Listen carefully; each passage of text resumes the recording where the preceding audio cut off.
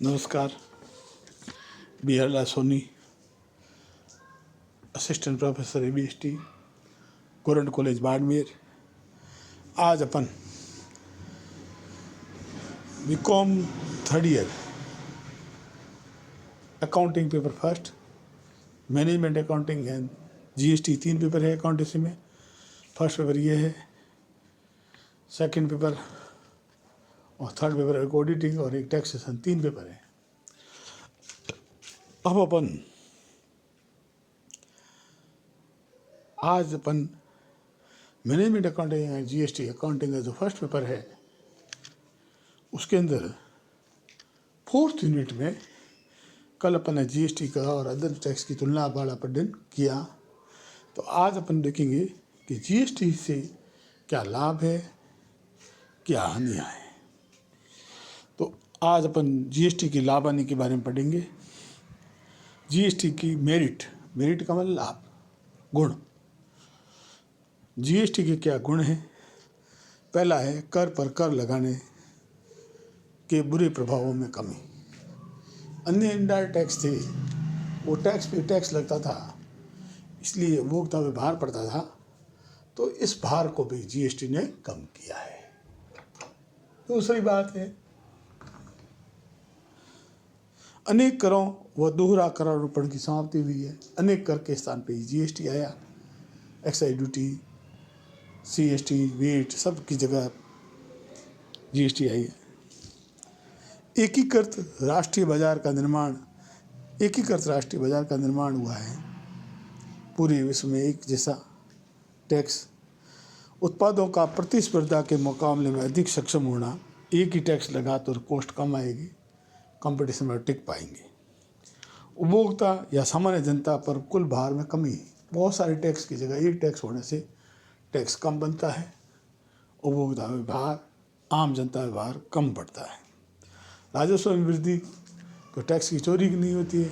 एक टैक्स से टैक्स की चोरी नहीं होती है तो राजस्व बढ़ता है। करों का प्रशासन भी सुगम हो गया। बहुत सारे डिपार्टमेंट टैक्स के अलग अलग रखने, उससे बढ़िया एक ही है तो प्रशासन सुगम हो गया। अब GST में कुछ दोष भी है। GST का दोष, कुछ लोग कहते हैं कंप्यूटर ज्ञान का अभाव। GST के लिए कंप्यूटर ज्ञान चाहिए और अभी तक भारत में कंप्यूटर ज्ञान का अभाव सा है। हालांकि वृद्धि हुई है ज्ञान में, फिर भी कंप्यूटर ज्ञान का अभाव है। तो GST लगाने में, रिटर्न भरने में थोड़ी परेशानी आ रही है। जटिल प्रक्रिया से कठिनाई है। रिटर्न क्वार्टरली वगैरह भरने पड़ते हैं, तो ये भी कठिनाई है। कंप्यूटर ज्ञान नहीं है तो प्रक्रिया टफ हो गई। निजी मामलों और गोपनीयता का सार्वजनिकरण होना। यदि GST लगाने से बिल कटेगा, ऑनलाइन सारा काज, ऑफलाइन नहीं होगा, ऑनलाइन होगा, तो सब सार्वजनिकरण होगा, गोपनीयता नहीं रहेगी। कर की ऊंची दरों के कारण कर भार अधिक होना। GST में कुछ वस्तुओं पर टैक्स की रेट भारी है तो टैक्स भार अधिक होना। फिर है अनेक विवरणी प्रस्तुत करने की बाध्यता के कारण कठिनाई आती है। वस्तु के उत्पादन करने वाले राज्यों की अर्थव्यवस्था पर विपरीत प्रभाव।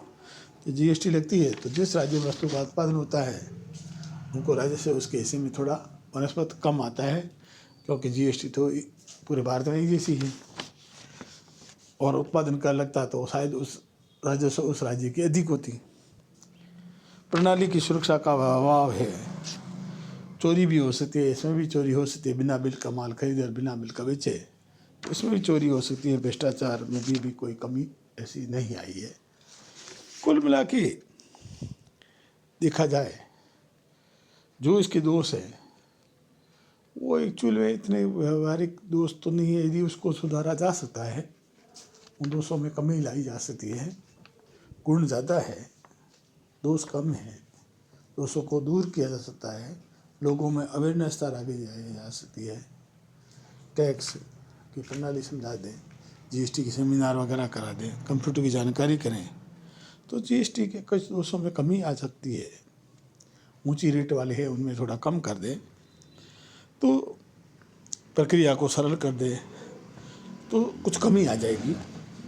तो कुल मिला के जीएसटी एक इनडायरेक्ट टैक्स है जो वेट वगैरह माल व सेवाओं दोनों पे लगता है और एक अप्रत्यक्ष कर है, एकीकृत अप्रत्यक्ष कर है, सभी करों की जगह एक बना हुआ है।